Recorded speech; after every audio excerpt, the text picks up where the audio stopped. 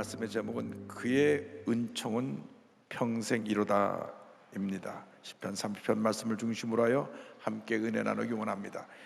제목을 한번 따라해 주시기 바랍니다. 그의 은총은 평생이로다. 그의 은총은 평생이로다. 한 번 더 합니다. 그의 은총은 평생이로다. 할렐루야. 이상 모든 사람들이 한 번뿐인 인생을 살아갑니다.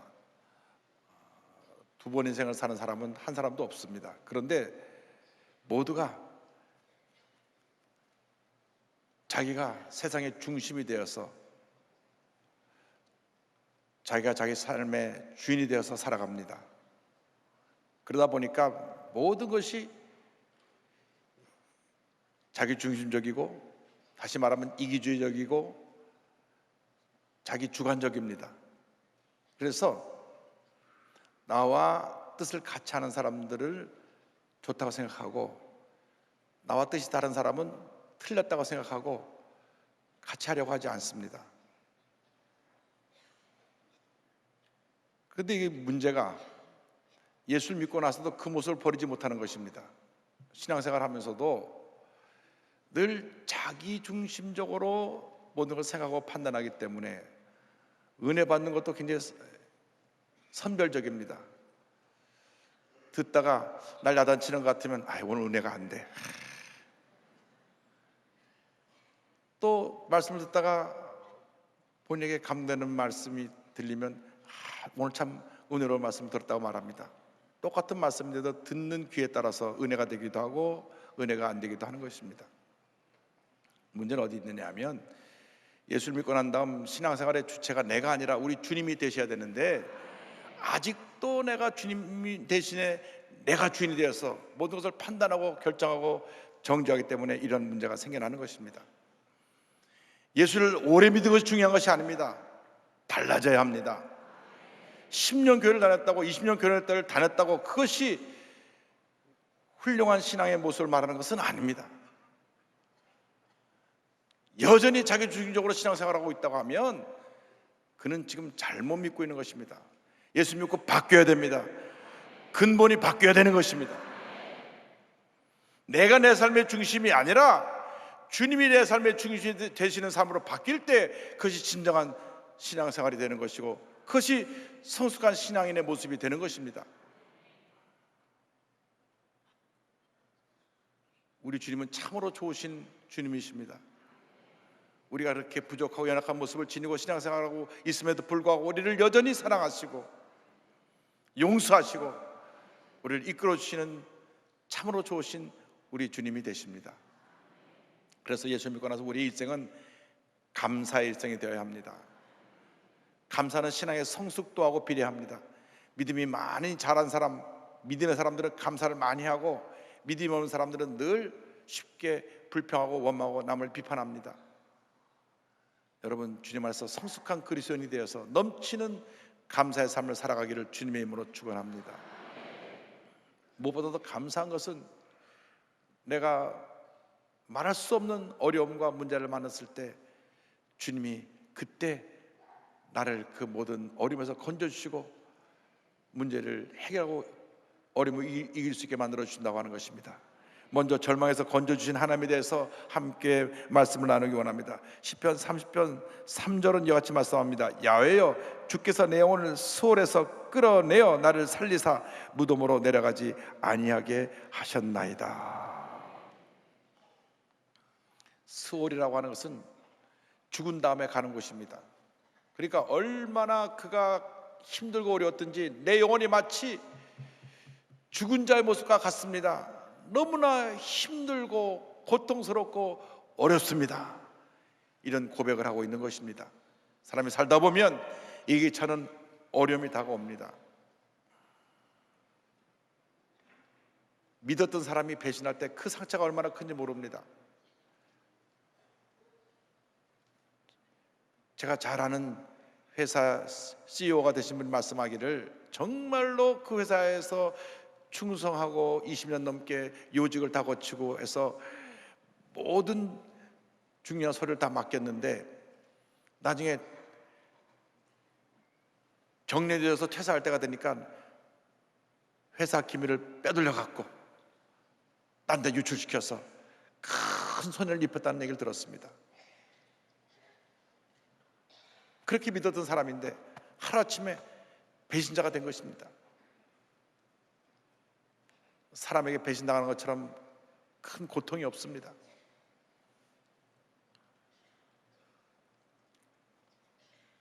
한번 감기도 앓지 않고 건강한 모습으로 지내던 사람이 어느 날 몸이 좋지 않아서 병원에 가보니까 왜 이제 오셨습니까? 암이 지금 온몸에 다 퍼져 있습니다. 수술해도 어떻게 완치가 되기 어렵겠습니다 하는 말을 들었을 때 그 충격과 그 절망은 말도 할 수 없을 것입니다.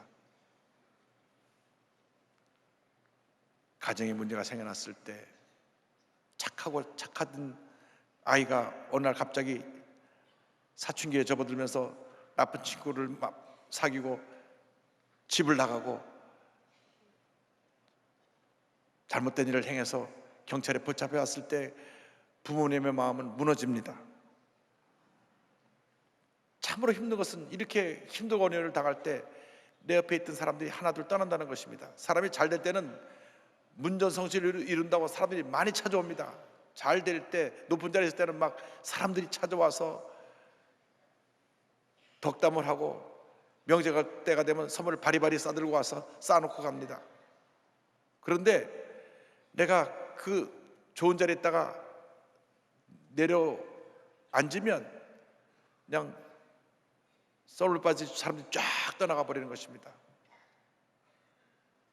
마음이 얼마나 허전하고 그 마음이 절망하게 되는지 모릅니다. 사람들은 이렇게 간사한 것입니다. 자기에게 잘일 때는 그냥 간을 빼듯이 잘하다가도 조그만 자기에게 손해가 있고 불이익이 있다고 하면 가차없이 고개를 돌려보는 것이 세상 사람들의 모습입니다. 그러나 우리 주님은 절대로 우리를 떠나지 아니하시고 그런 절망의 상황에 처했다고 할지라도 고개를 돌리지 아니하시고 우리를 그 절망의 자리에서 건져주시고 지키시고 보호하시고 그 걸음을 인도해 주시는 것입니다. 절대 여러분은 외톨이가 아닙니다. 주님이 여러분과 함께하고 계시기 때문입니다. 무엇보다도 가장 큰 것은 우리의 뼛속 깊이 우리를 괴롭히고 있는 죄의 문제입니다. 죄. 이 죄는 중독성이 있습니다. 중독은 다 죄와 연관이 있어요. 우리나라에 만연한 알코올 중독, 요즘 급속도로 퍼지는 마약 중독, 게임 중독, 도박 중독, 이런 중독들이 사람을 완전히 파멸로 이끌어갑니다.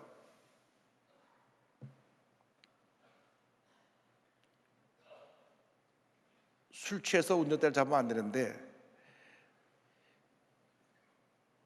작년에 만취해서 사고를 해서 만취된 운전사에서 죽은 사람이 346명이고 부상을 당한 사람이 32,952명입니다. 윤창호라고 하는 아주 젊고 장래가 촉망되는 청년이 만취한 운전사에서 치여 죽었어요. 법을 고쳤습니다. 그래서 강력하게 법을 세우고 이제는 음주운전한 사람에게 큰 벌을 내겠다 하고 단속한다고 예고도 하고 그러면서 단속을 시작했는데 일주일 만에 270명이나 잡혔어요. 참 정신 나간 사람들이 있어요. 이렇게 여러분, 이 죄 문제, 중독 문제를 내가 스스로 끊어내기가 힘듭니다. 그래서 사도 바울이 로마서 7장 24절에 오라 나는 곤고한 사람이로다 이 사망의 몸에서 누가 나를 건져내랴 외쳤던 것입니다. 오직 주님만이 우리를 이 사망의 자리에서 절망에 대해서 건질 수 있습니다. 내 힘으로는 이 중독을 끊어낼 수가 없습니다. 도박 중독은 완전히 아편과 같은 것입니다. 주님만이 우리를 그 중독에서 건져낼 수가 있습니다. 다시 고백합니다. 10편 18편 1절에 나의 힘이 되신 야하여 내가 주를 사랑하나이다. 나의 힘이신 야하여, 나의 생명 되신 야하여 내가 주님을 사랑합니다. 나의 모든 것이 되시는 주님, 내가 주님을 사랑합니다. 주님만이 나의 힘이 되시고 나의 생명이 되시고 나의 모든 것이 되시고 나의 능력이 되시고 나의 구원이 되시는 것입니다. 나를 죄와 사망의 몸에서 건져낼 분은 우리 주님 한 분밖에 없습니다. 그래서 우리가 주 앞에 부르짖어 기도해야 되는 것입니다. 시편 30편 2절에 야훼 내 하나님이여 내가 주께 부르짖음에 나를 고치셨나이다. 성경은 말씀하고 있습니다. 나를 고쳐준 주님 앞에 감사와 찬양과 영광을 돌려야 됩니다. 시편 136편 1절에 이와 같이 감사의 찬양을 드리고 있습니다. 야훼께 감사하라. 그는 선하시며 그 인자하심이 영원하미로다. 할렐루야. 넘치는 감사로 주 앞에 나가길 바랍니다. 둘째로 주님은 우리의 절대 희망이 되십니다. 이상 모든 사람들이 절망을 얘기합니다. 이상은 절망이라고 하는 어두움에 뒤덮여 있습니다. 그러나 주님은 우리의 절대 희망이 되십니다. 시편 30편 4절 5절에 이와 같이 말씀합니다. 주의 성도들아 야훼를 찬송하며 그의 거룩함을 기억하며 감사하라. 그의 노염은 잠깐이요 그의 은총은 평생이로다. 저녁에는 울음이 깃들지라도 아침에는 기쁨이 오리로다. 할렐루야. 말씀이 얼마나 위로가 되는지 모릅니다. 그의 노여움은 잠깐이지만, 우리를 잘못했을 때 야단치시는 것은 잠깐이지만, 그의 은총은, 은혜는, 사랑은, 축복은 평생이로다. 할렐루야. 요즘 젊은들 말에 저 사람 뒤끝 있네 그런 사람이 있어요. 뒤끝 있네. 두고두고 또 얘기하고 또 얘기하고 또 얘기하고. 근데 우리 주님은 뒤끝이 없으세요. 한번 야단치시고 회개하면 그걸로 끝나버리는 것입니다. 주님, 내가 잘못했습니다. 용서해 주옵소서. 두 손을 들고 항복하면 노여움은 잠깐이요 은총은 평생이로다. 할렐루야. 그러므로 우리가 잘못했을 때 빨리 회개해야 됩니다. 회개하지 않으면 하나님이 사랑의 채찍으로 때리시는 것입니다. 때리면 그 맞으면 아프잖아요. 그 영혼의 아픔이 다가올 때 빨리 회개하길 바랍니다. 주님, 내가 잘못했습니다. 내가 주님 뜻대로 살지 못했습니다. 내가 적당히 죄와 타협하며 살았습니다. 내가 잘못된 길을 갔습니다. 내가 저 사람에게 원수될 일을 했습니다. 사람을 상처 줬습니다. 주님, 날 용서하여 주옵소서. 회개하고 돌아와야 되는 것입니다. 그때 하나님의 은혜가 임합니다. 시편 30편 11절은 말씀합니다. 주께서 나의 슬픔이 변하여 내게 춤이 되게 하시며 나의 베옷을 벗기고 기쁨으로 띠띠우셨나이다. 우리가 회개하고 주에게 돌아나올 때 주님께서 나의 슬픔이 변하여 춤이 되게 하시고, 할렐루야, 나의 베옷을 벗기시고 기쁨으로 띠우셨다고 말씀합니다. 예수 믿는 사람에게는 실패가 아닙니다. 성공으로 나가는 하나의 과정일 뿐인 것입니다. 상처가 아닙니다. 상처는 더 완전한 인격을 이루기 위한 과정에 불과한 것입니다. 그래서 로마서 5장 3절은 설명합니다. 다만 이뿐 아니라 우리가 환난 중에도 즐거워하나니 이는 환난은 인내를, 인내는 연단을, 연단은 소망을 이루는 줄 알미로다. 환난을 당할 때 우리가 인내를 배우게 되는 것입니다. 우리가 잘 참지 못해요. 너무나 급합니다. 너무나 급해요. 우리나라 사람처럼 급한 사람들이 별로 없는 것 같아요. 그런데 우리가 신앙생활을 하면서 우리가 당하는 모든 문제 어려움이 있을 때 잘 참고 견디는 인내를 배워야 됩니다. 인내를 배워야 돼요. 주님, 내게 어떤 좋은 것을 주시려고 이런 시련을 주십니까? 눈물로 기도하며 참고 견디면 반드시 모든 것이 합력하여 선을 이루는 복이 다가오는 것입니다. 환난은 인내는 연단을 훈련시키는 것입니다. 우리를 잘 훈련시켜서 결국 우리의 꿈과 소망이 이루어지게 만들어 주시는 것입니다. 그러므로 여러분이 지금 문제와 어려움 당하고 몸이 아프고 힘들고 고통스럽고 괴롭고 누구에게 모함을 당하고 억울한 일 당한다고 할지라도 참고 견디면 환난이 인내가 연단을 소망을 이루게 될 것입니다. 나아가서 주님께서 우리를 굳건히 세워주십니다. 시편 30편 6절에 축복의 말씀이 있습니다. 내가 형통할 때 말하기를 영원히 흔들리지 아니하리라 하였도다. 문제는 어디 있습니까? 흔들리는 데 있어요. 흔들리는데. 캘리포니아에 지진 7.1의 지진 나서 온 캘리포니아가 흔들렸습니다. 200km 떨어진 다저스 야구장 시합판도 흔들려 가지고 모두가 놀랐습니다. 사람들은 지진이 났다면 관심이 많습니다. 얼마나 피해가 왔나 관심을 가집니다. 그런데 실적으로 흔들려서 온 문제거든요. 우리 신앙이 흔들리는 데는 별로 그렇게 관심이 없어요. 자꾸 흔들리고 있는데 언제 흔들리느냐? 교회 잘 빠질 때 흔들리기 시작하는 것입니다.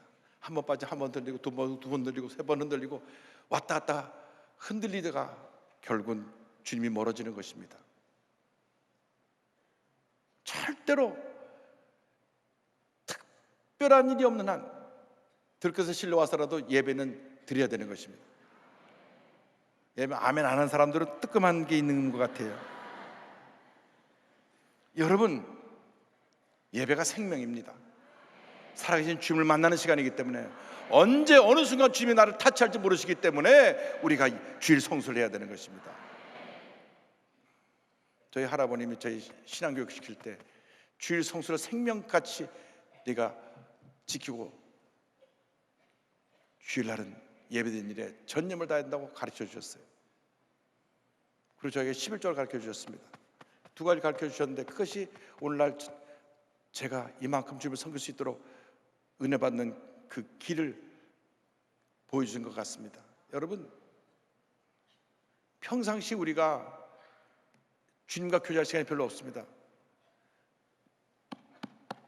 성경을 묵상할 시간도 별로 없고 기도할 시간도 별로 없고 찬양을 부르고 듣고 할 시간도 별로 없습니다. 그래서 주일날은 열일 제껴놓고 주 앞에 나와 예배를 드리는 것입니다. 그런데 믿음이 깊지 못하면 자꾸 이 핑계 저 핑계로 교회를 빠지기 시작하는 것입니다. 그럼 흔들다 보면 나중에 주님이 멀어지는 것입니다. 여러분, 절대로 여러분의 신앙이 흔들리지 않게 되기를 바랍니다. 주님이 기뻐하시는 주일 성수의 신앙을 가지고 복된 인생을 살아가길 바랍니다. 세계 최고의 재벌이었던 락펠러가 그가 죽기 전에 내가 이렇게 복을 받은 비결은 어머니가 내가 6살 때 가르쳐 주신 성수주일과 11조 있었다고 고백했던 기억이 납니다. 여러분, 신앙은 위대한 것입니다. 왜냐하면 위대하신 하나님이 나를 이끌어가고 계시고 복을 주시기 때문에, 위대하신 하나님 안에서 내가 복덩어리가 되기 때문에 신앙은 위대한 것입니다. 위대한 신앙인들이 다 되기를 바랍니다. 주님이 우리를 굳건히 세워주십니다. 어떤 문제와 어려움에다가도 나를 굳건히 세워주시는데 여러분, 잘 될 때, 형통할 때 조심하시길 바랍니다. 시편 30편 7절에 이와 같은 말씀이 나옵니다. 야훼여, 주의 은혜로 나를 산같이 굳게 세우셨더니 주의 얼굴을 가리심에 내가 근심하였나이다. 이 말씀 보니까 나를 아주 굳세게 산처럼 세워놓으시는데 주님이 고개를 돌리신 거예요. 주님이 고개를 돌리시면 그때로부터가 큰 절망이요, 문제입니다. 주님 우리를 지켜보셔야 되는데 고개를 돌리시는 거예요.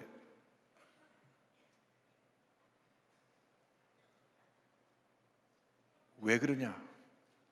나의 교만 때문에, 나의 영적인 나태함 때문에 내가 주님께 영광을 돌리지 못하고 나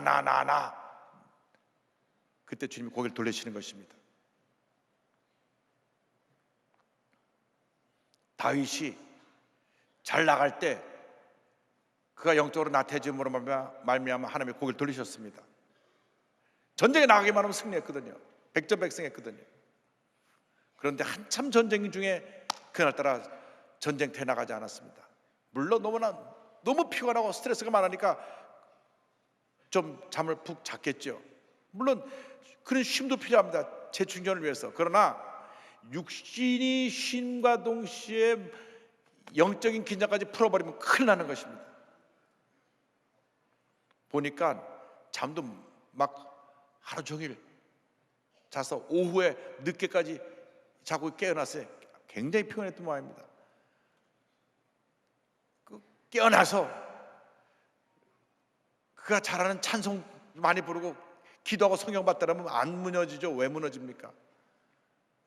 나가지고 어슬렁어슬렁 남의 집 기웃거리다가 못 볼 거 봐가지고 그만 무너진 것입니다. 하나님이 치셨습니다. 그의 아이가 죽었습니다. 그 후로 많은 연단이 따랐습니다. 다시 철저히 회개하고 돌아섰기 때문에 하나님이 다시 은혜를 베풀어 주셨지만은 그러한 일들이 있어서는 안 됩니다.